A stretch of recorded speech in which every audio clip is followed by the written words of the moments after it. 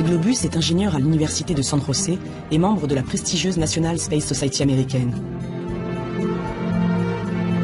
Depuis plus de 20 ans, il étudie les technologies possibles pour que l'homme puisse un jour s'installer définitivement dans l'espace. Nous sommes nés ici, nous vivons ici, c'est notre maison, nous l'aimons, c'est la Terre.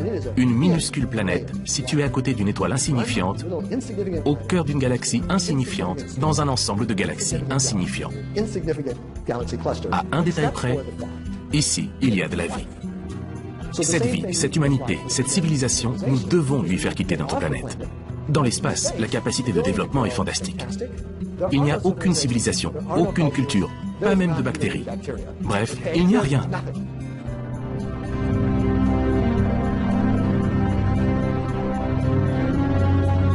Mais comment l'homme peut-il accomplir ce rêve d'étoile? Saura-t-il un jour s'extraire de la planète bleue pour s'installer définitivement dans l'espace?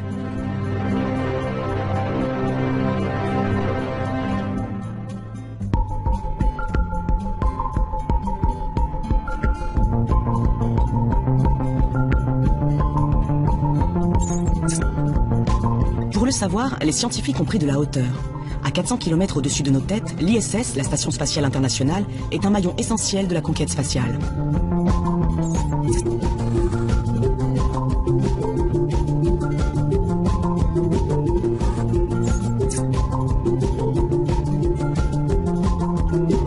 Depuis l'an 2000, plus de 200 astronautes de toutes les nationalités y ont séjourné successivement, pendant plusieurs jours ou plusieurs mois.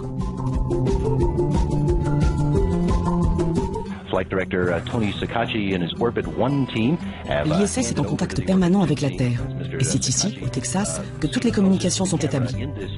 Nous sommes au Johnson Space Center, l'un des plus prestigieux centres de la NASA, affecté aux missions spatiales habitées. Jim Broyan est ingénieur spécialiste des systèmes d'habitation. Sa mission est celle de ses collègues, améliorer le quotidien des astronautes et surtout veiller à leur sécurité. Il est essentiel que l'équipage en orbite et les contrôleurs au sol collaborent étroitement, car cela permet de gagner du temps. Nous pouvons contrôler tous les systèmes, nous pouvons les allumer et les éteindre depuis la salle de contrôle ici au sol. Et cela évite par exemple à l'équipe de se déplacer dans toute la station pour activer ou désactiver une machine. Et s'il y a le moindre problème en orbite, une équipe au sol est prête à partir pour réparer l'appareil. Alimentée en énergie grâce à des panneaux solaires, la Station Spatiale Internationale est un véritable mastodonte. Elle possède 6 chambres, 2 salles de bain, une salle de sport et une coupole offrant aux occupants une vue unique sur l'espace infini.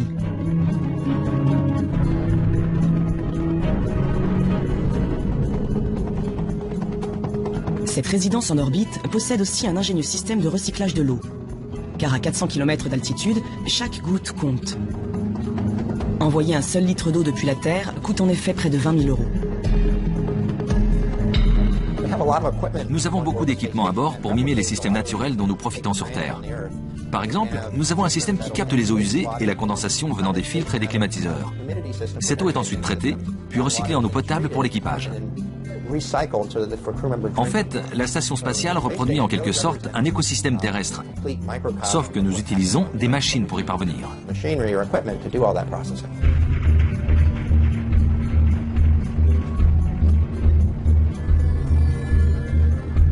Là-haut, les astronautes consacrent l'essentiel de leur temps à une mission bien précise, effectuer des expériences scientifiques en apesanteur.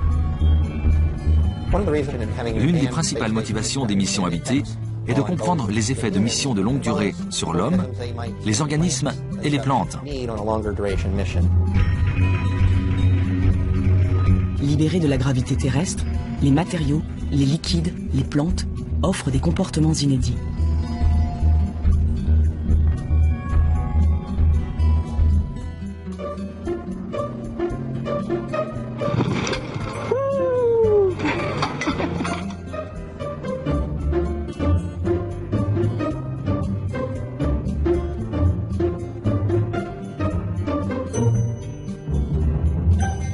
Mais dans ce laboratoire de l'espace, les astronautes eux aussi doivent s'adapter.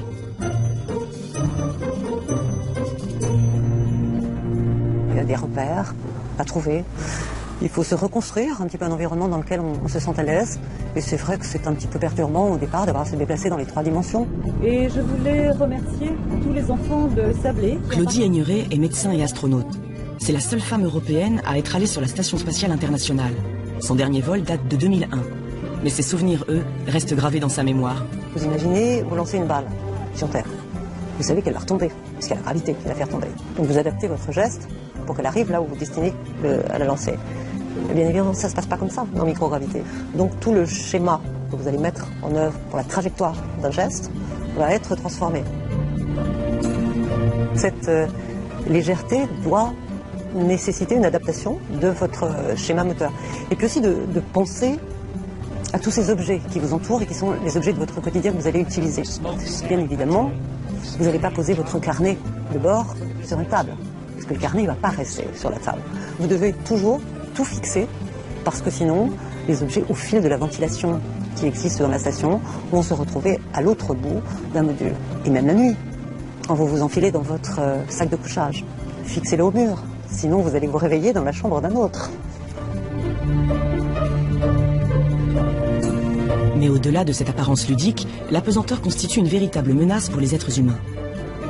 Les os s'affaiblissent, la masse musculaire fond, le cœur s'accélère, la vision est modifiée. L'homme serait-il donc incapable de vivre en apesanteur? Quel serait l'impact sur notre organisme d'un voyage prolongé dans l'espace? Dans le sud de la France, une clinique un peu spéciale étudie en détail la physiologie des astronautes. Nous sommes à Toulouse, au sein de l'Institut de médecine et physiologie spatiale.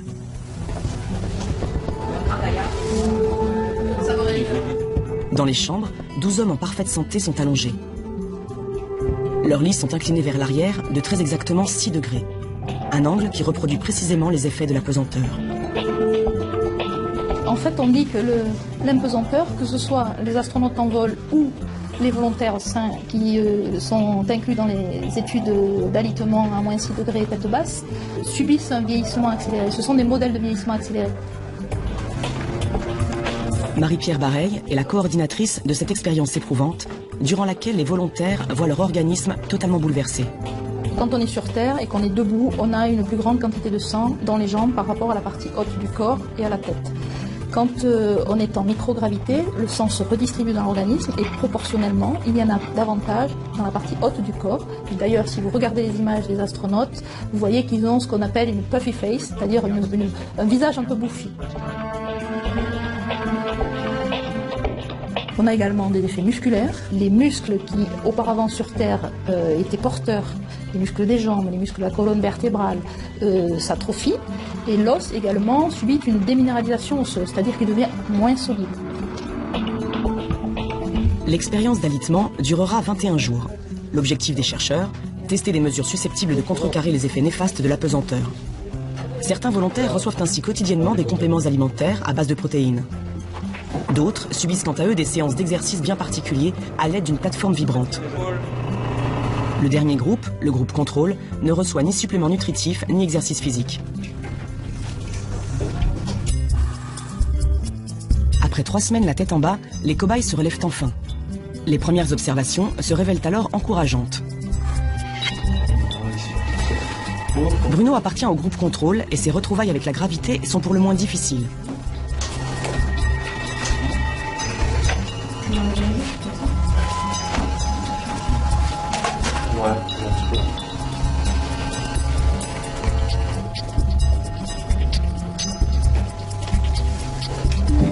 Il mettra plus de 12 minutes pour maintenir la position debout.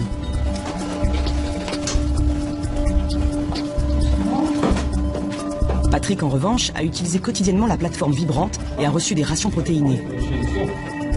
Son corps semble ainsi avoir conservé bien plus de tonicité. Super. Ouais. Bon, je t'apprends rien en disant que t'as changé un petit peu, hein, au niveau musculaire. Hein. Pour évaluer précisément l'efficacité de ces deux méthodes, les scientifiques réalisent ensuite une longue série de tests. Biopsie, prélèvement sanguin, scanner, test d'équilibre. L'état des muscles et des os de chaque participant est étudié dans ses moindres détails.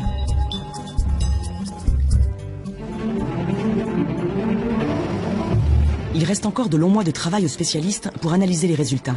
Je suis en contact un peu avec la famille. Si ces derniers sont positifs, l'expérience sera alors reconduite en conditions réelles dans la Station spatiale internationale.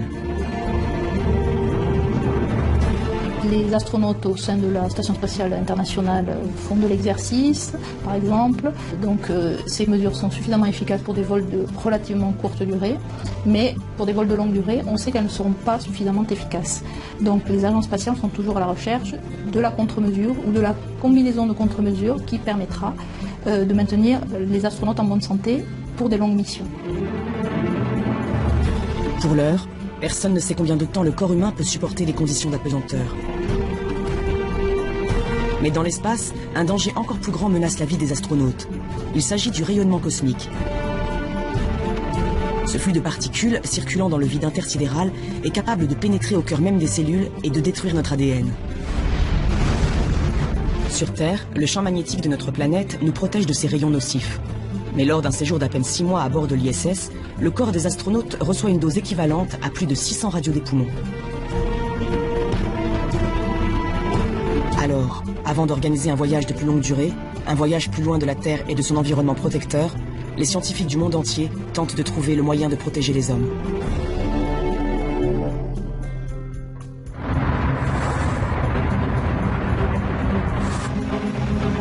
À Darmstadt, en Allemagne, le professeur Marco Durante et son équipe se sont lancés dans l'étude de matériaux très particuliers. Du sable strictement identique à celui qui existe sur la Lune et sur Mars. Et si ces répliques de sable martien et lunaire l'intéressent au plus haut point, c'est parce qu'ils considèrent qu'un jour, l'homme pourra les utiliser pour coloniser l'espace. Si vous vous rendez sur la Lune ou sur Mars, vous trouverez ces matériaux partout. Et vous pourrez donc les utiliser pour construire des maisons. La question à laquelle nous essayons de répondre, c'est: est-ce que des abris fabriqués avec de tels matériaux nous permettraient de vivre en sécurité? C'est vraiment la grande question.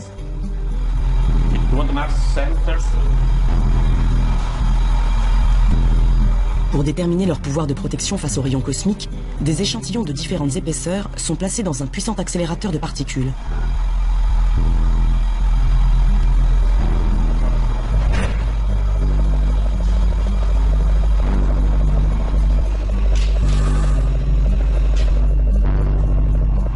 This is fine, but the problem is that I think it's going to slow.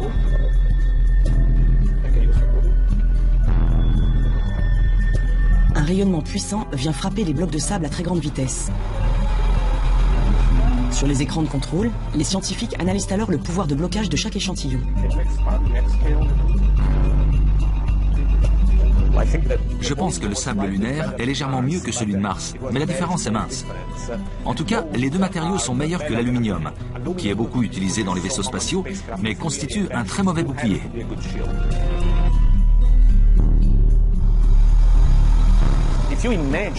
Imaginez dans 50 ans, dans un siècle, des colonies d'êtres humains partant s'installer sur la Lune. Cela semble presque inévitable étant donné que nous sommes trop nombreux sur Terre. Alors nous pourrons exploiter tout ça. C'est la maison de demain. Il ne reste qu'à la peindre.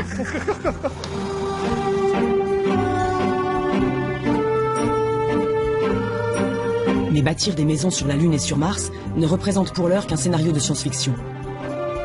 Avant d'en arriver là, les futurs pionniers de l'espace devront d'abord protéger correctement leurs vaisseaux contre les rayons cosmiques. Et en la matière, les roches testées par le professeur Durante présentent un sérieux inconvénient. La masse pose problème, c'est trop lourd. Dans l'espace, chaque kilo transporté coûte des millions de dollars. En fait, le meilleur matériau par unité de masse est l'hydrogène liquide. Mais évidemment, on ne peut pas construire un bouclier en hydrogène liquide. Donc on doit trouver d'autres solutions qui soient à la fois pratiques et efficaces. Pour l'heure, aucun des nombreux matériaux testés ne s'est montré à la fois léger et parfaitement protecteur. En attendant de trouver mieux, les scientifiques utilisent donc de l'aluminium et du polyéthylène, un type de plastique pour bloquer une partie des rayons. À l'intérieur des navettes spatiales et de la station internationale, les dégâts sur l'organisme des astronautes sont ainsi limités au maximum. Mais nul ne sait si ces blindages seraient suffisants pour un séjour beaucoup plus long dans le vide spatial.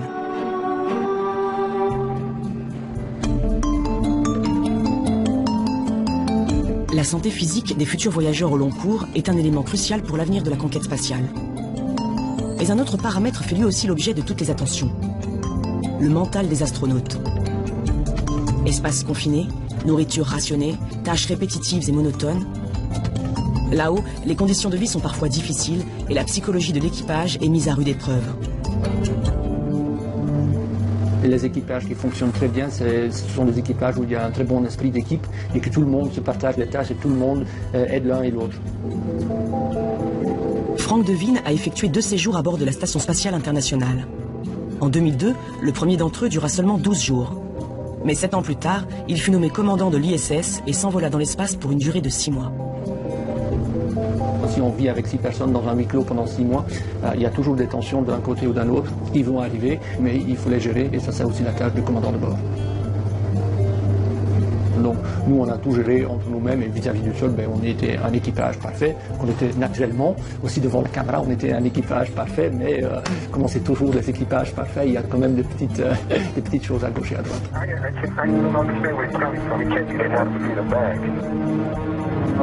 Dans ces lieux étroits, rien n'est anodin. Le moindre petit problème, la moindre tension peut dégénérer rapidement.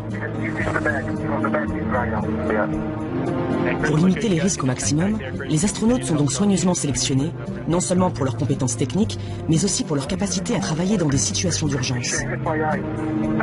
Je sens plein d'eau à l'arrière de ma tête, mais je crois pas que ça vienne d'une fuite. J'ai du mal à dire ce que c'est, mais ça ressemble à de l'eau. Ah oui. Je la vois sortir. Nous recherchons des personnalités adaptées. Est-ce que vous êtes un bon leader?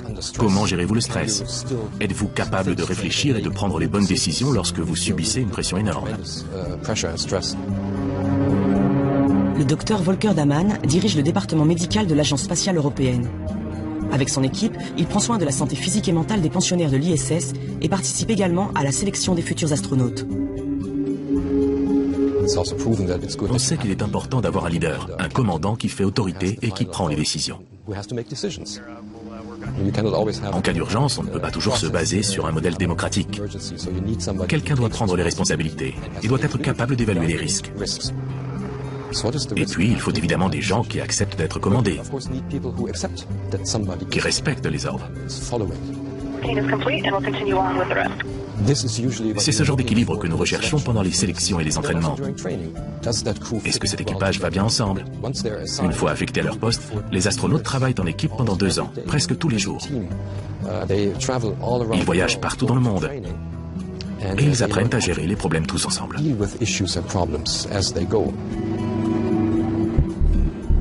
Pour optimiser la cohésion entre les membres d'un équipage, une autre question s'est longtemps posée, celle de la mixité.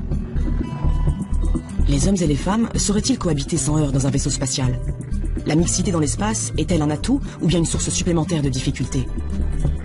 Pendant de nombreuses années, les agences spatiales russes ont quasiment fermé la porte du ciel aux femmes. Mais aujourd'hui, leur présence, même pour des séjours de longue durée, n'est presque plus remise en question. Dans un équipage mixte, il y a cette relation à l'autre avec toute cette attention qu'on peut porter à être habillé, lavé, rasé, propre, à faire attention à la façon dont on se déplace, on envoie quelque chose. C'est vrai qu'il y avait ces relations sociétales qui étaient, je pense, de plus fine qualité dans un équipage mixte, tout simplement. Et ça apporte aussi quelque chose dans la convivialité. Ça se passait d'une façon peut-être plus décontractée, plus harmonieuse, avec moins de tension. Et je pense que cette relation dans la diversité des hommes et des femmes est quelque chose d'intéressant sur ces missions avec des environnements un petit peu extrêmes.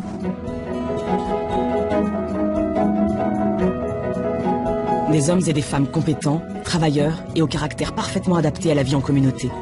Voilà donc à quoi ressemble l'équipage idéal.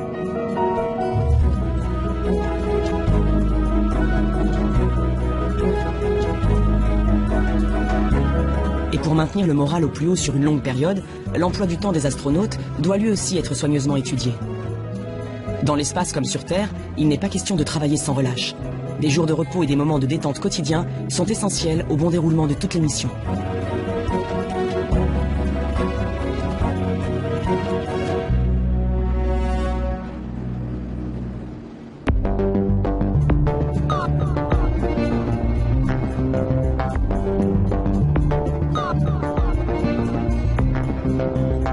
Ces images d'astronautes en apesanteur ont sans nul doute contribué à l'engouement du public pour l'espace. Aujourd'hui, nombreux sont les terriens qui rêvent de faire comme eux, voler et profiter d'une vue imprenable sur notre planète. Quelque chose a changé dans le monde d'aujourd'hui. Il y a 10 ou 20 ans, Denis Tito a offert 20 millions de dollars aux Russes et ils l'ont emmené à bord de la Station spatiale internationale. Pas pour y faire des expériences, pas parce qu'il était astronaute, mais simplement parce qu'il avait payé pour ça.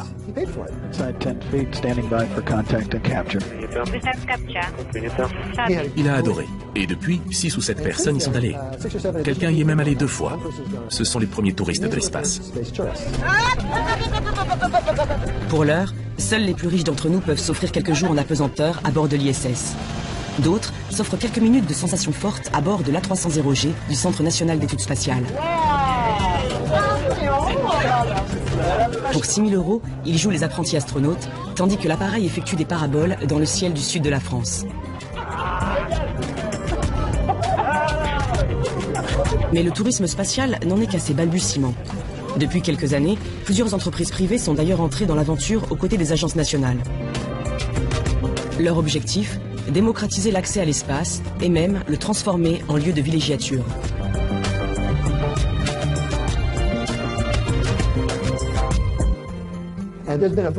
Plusieurs sondages ont été réalisés et ils indiquent que quelque chose comme 400 000 personnes pourraient vouloir aller dans l'espace chaque année. Le tourisme spatial est un marché colossal. Donc, la prochaine étape est de construire des hôtels dans l'espace. Car il faut un endroit pour accueillir ces 400 000 personnes. Il faut de la nourriture, de l'air, de l'eau, il faut qu'ils puissent aller aux toilettes, que l'on traite leurs déchets. Il va falloir résoudre tous ces problèmes. Et Bigelow Aerospace, qui travaille en coopération avec la NASA, projette justement de lancer ce que l'on pourrait appeler un hôtel spatial.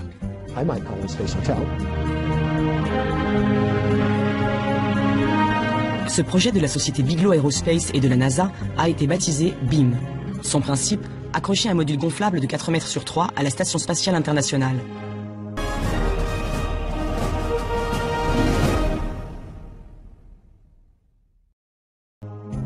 Il permettra alors d'élargir l'espace vital de la station et surtout de tester la faisabilité d'un autre projet encore plus fou, la création d'un véritable hôtel gonflable en orbite autour de la Terre.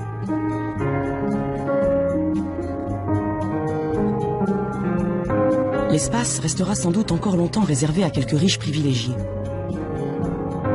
Mais un jour, partirons-nous en vacances en orbite comme on part au bord de la mer? Pourrons-nous nous élever dans l'atmosphère aussi facilement que nous prenons le train? Ce scénario, digne d'un film de science-fiction, est pourtant sérieusement envisagé par certains spécialistes.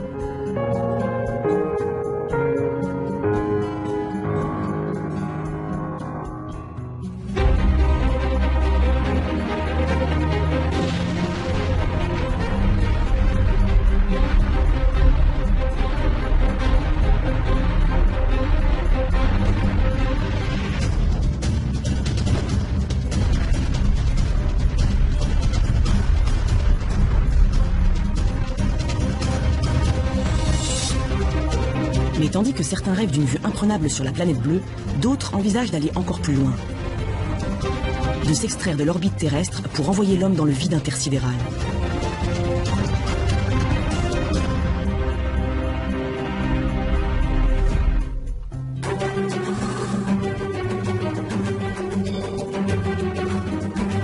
Dans les locaux de la NASA, un nouveau vaisseau spatial est en cours de fabrication. Son nom, Orion. Sa mission, envoyer l'homme sur la Lune et même peut-être au-delà jusqu'à la planète Mars ou vers les confins de notre système solaire. La station spatiale est un immense laboratoire. Mais en matière d'exploration, nous voulons aller bien au-delà. Nous voulons aller jusqu'à la Lune et plus loin dans le système solaire. Et pour ça, il nous faut un vaisseau qui fasse des choses différentes et nous permette de voyager sur de longues distances.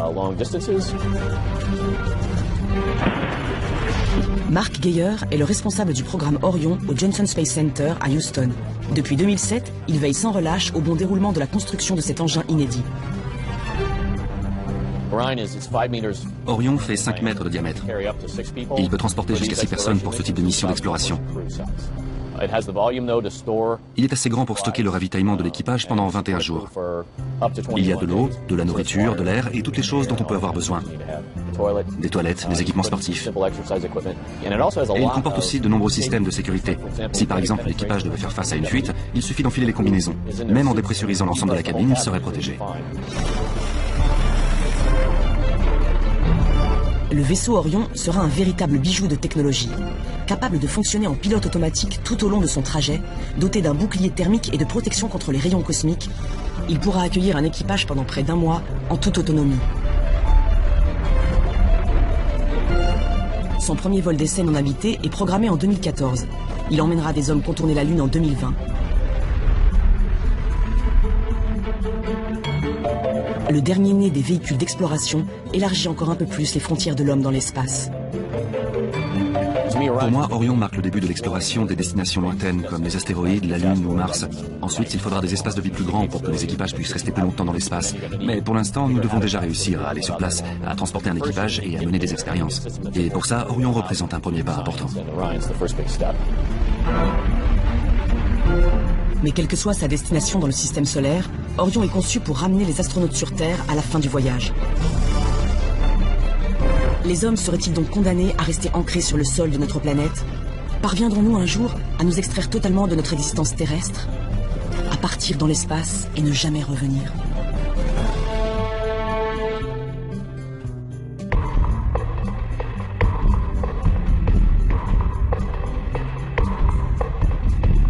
À bord de la station internationale, il existe des systèmes de recyclage de l'eau. Mais les astronautes dépendent exclusivement de la Terre, car dans l'espace, nourriture, eau et oxygène ne sont pas accessibles. Mais si les hommes s'envolaient pour une mission lointaine et de longue durée, comment feraient-ils? Pour un voyage de 100 jours avec un équipage de 6 personnes, il faudrait emporter plus de 3 tonnes de nourriture et d'eau. Une quantité phénoménale qu'aucun vaisseau spatial n'est aujourd'hui capable d'embarquer.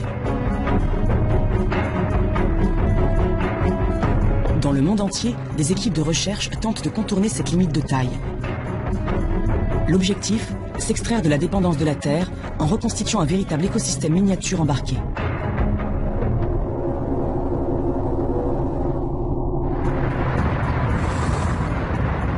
En Espagne, à Barcelone, une équipe de chercheurs travaille sur une expérience inédite. Son nom, Melissa.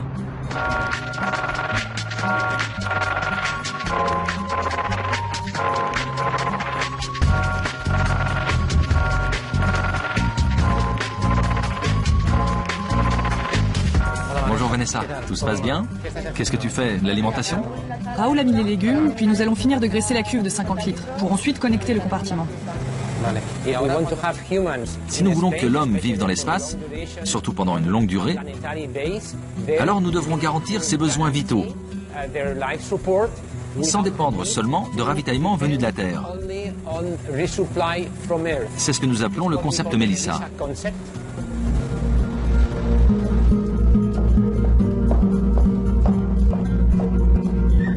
Le professeur Francesc Godia est le directeur du laboratoire. Cela fait plus de 10 ans qu'il tente de créer ce que l'on pourrait appeler une mini-Terre artificielle.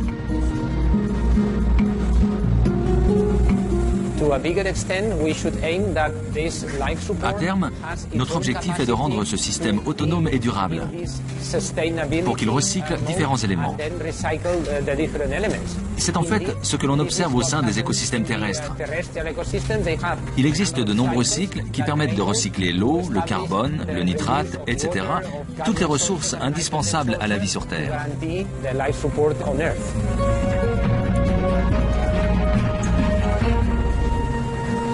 Ce support de vie, comme l'appellent les scientifiques, se présente ainsi.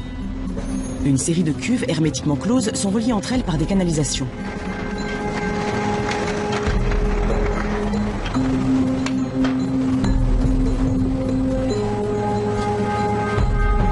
Dans le premier compartiment, les chercheurs injectent un mélange épais et malodorant. Il s'agit de déchets alimentaires, d'urine et d'excréments humains. À l'intérieur de la cuve, une population de bactéries entre en action et décompose peu à peu la matière organique. Le mélange passe ensuite à travers une membrane filtrante. Les particules en suspension sont arrêtées, tandis que les éléments liquides sont envoyés dans un second compartiment. Là, ils subissent de nouvelles transformations chimiques grâce à d'autres bactéries spécialisées. Les déchets sont ainsi progressivement transformés en nitrates et en sels minéraux, des molécules qui constituent les nutriments de base de tous les végétaux. Le processus de recyclage s'achève dans un dernier compartiment appelé bioréacteur. À l'intérieur, des microalgues qui assimilent toutes ces molécules nutritives.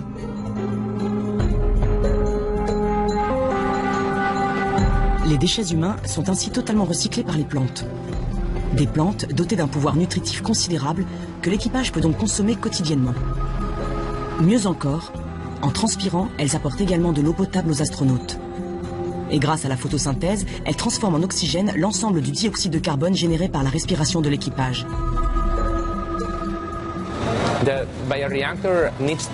Évidemment, le bioréacteur doit contenir un espace, un volume, où l'on peut introduire de la lumière. Parce qu'il faut de la lumière pour faire de la photosynthèse. De cette manière, les microalgues vont capturer le CO2 et produire de l'oxygène tout en grandissant.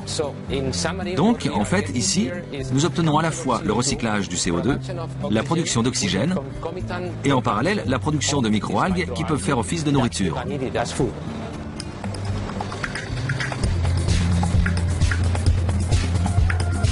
Le système Melissa constitue ainsi un circuit clos et parfaitement autonome. Les astronautes peuvent respirer, boire et s'alimenter, et les déchets qu'ils produisent sont recyclés en oxygène et en nourriture à l'infini.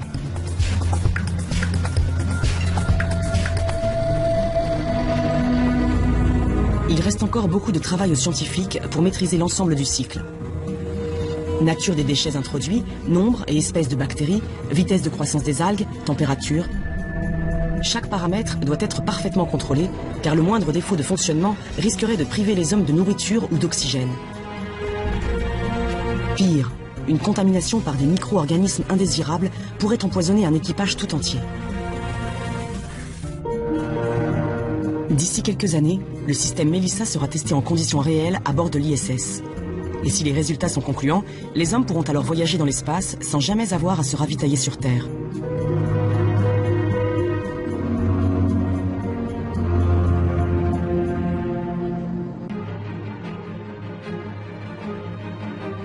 Mais au-delà de la nourriture, de l'eau et de l'oxygène, notre planète offre d'autres éléments indispensables. Du carburant pour propulser les vaisseaux et des matériaux de toutes sortes pour réparer les objets du quotidien ou bâtir des modules habitables. Alors, une fois dans l'espace, comment les futurs voyageurs pourront-ils s'approvisionner? Existe-t-il quelque part des ressources spatiales que l'on pourrait exploiter?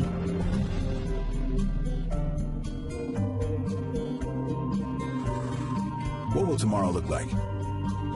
Our world is at its limits, and yet we all want more. And why not? Why shouldn't the future be better than today? But where will it come from? Simple.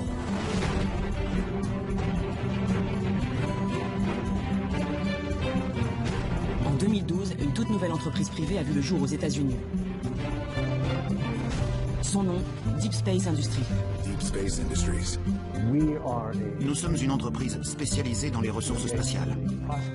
Nous recherchons, étudions, exploitons et utilisons les ressources de toutes sortes.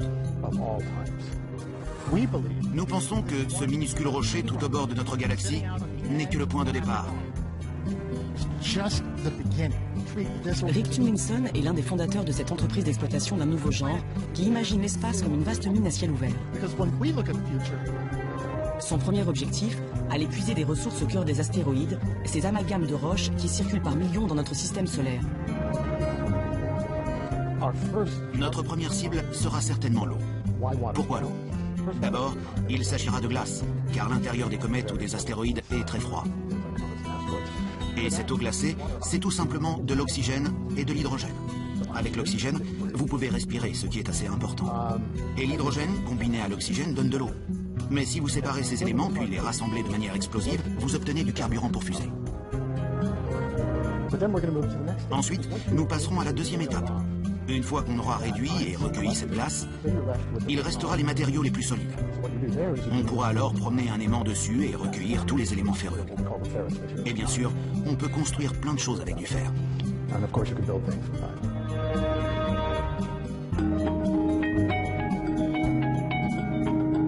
Du carburant, de l'eau, du fer et même d'autres métaux comme le nickel, l'or ou le platine.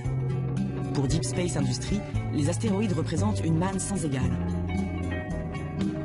D'ici 2015, Rick Tumlinson et ses collègues prévoient d'envoyer un premier vaisseau explorer les astéroïdes les plus proches de la Terre. Mais leur objectif ultime est d'y implanter des usines d'extraction et des raffineries pour pouvoir ravitailler en continu les vaisseaux spatiaux passant à proximité.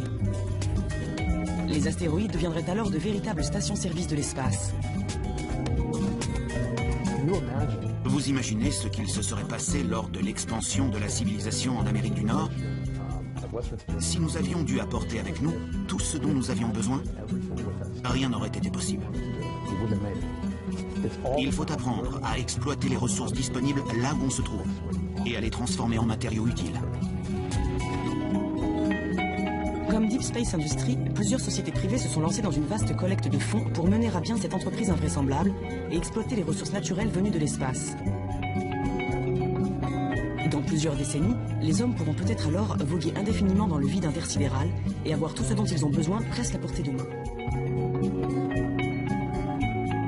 Certains spécialistes entrevoient même la possibilité d'un voyage sans retour, d'une installation définitive de l'humanité ailleurs que sur Terre.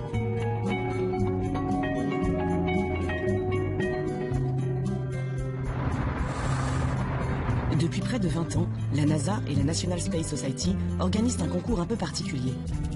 Un concours de colonie spatiale.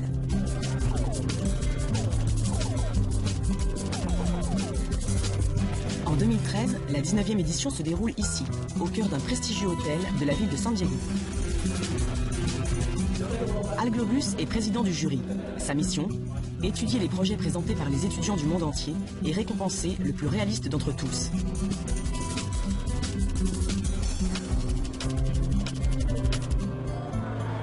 Une colonie spatiale est un endroit dans l'espace où nous pourrons vivre et élever nos enfants. Il s'agit de grandes structures d'au moins une centaine de mètres, mais j'espère que dans le futur, elles feront plusieurs kilomètres. Ce sont en quelque sorte de petites villes, ou même des grandes de plus d'1 million d'habitants. Et l'idée est qu'elles soient vraiment agréables.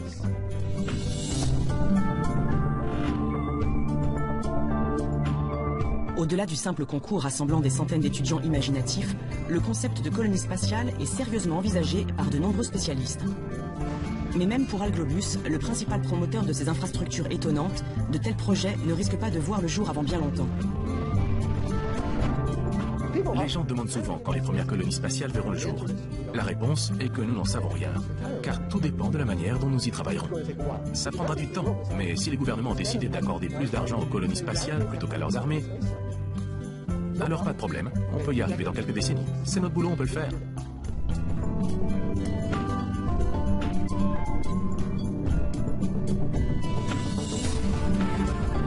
Les colonies spatiales sont pour l'heure plus un rêve qu'une réalité. Mais malgré les défis colossaux qui restent à relever, les spécialistes sont unanimes. L'homme ira un jour explorer l'univers et vivra de plus en plus loin, très loin de la Terre.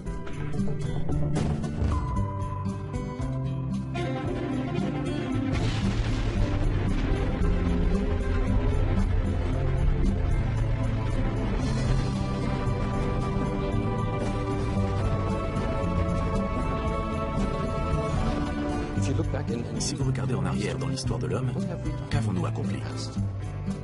Je pense qu'il est naturel que nous cherchions à aller plus loin que notre petite planète, que nous essayions de la quitter, d'explorer l'univers.